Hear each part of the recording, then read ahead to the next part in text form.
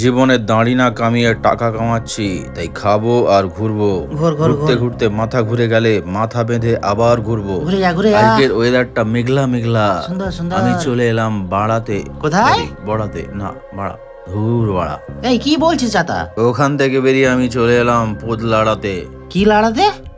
পোদলাড়া এসেই আমি খুব ক্লান্ত হয়ে পড়েছি। হবারই কথা। আমি মনে মনে ভাবছি এইসব জায়গার এরকম নাম কেন।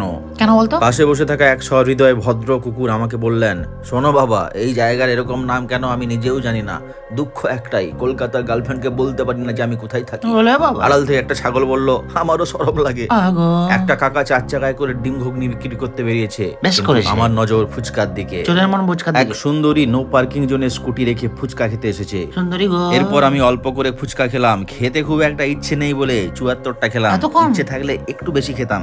ফুচকাগুলো দাঁতে চিবোতে কষ্ট হচ্ছে, তাই কাকাকে বললাম ওগুলো মেখে দিন। লে। দোকানদার ফুচকা ভেঙে দিতেই নাম হয়ে গেল পাপড়ি চাট। আমার ধুর, এর থেকে ঘরে আলু দিয়ে মুড়ি মাখিয়ে খাওয়া ভালো। একদম ঠিক বলেছিস। দুই বোনের আইসক্রিম দোকানে দুই ভাই কেন বসে থাকবে? সিপিআইএম জবাব দাও।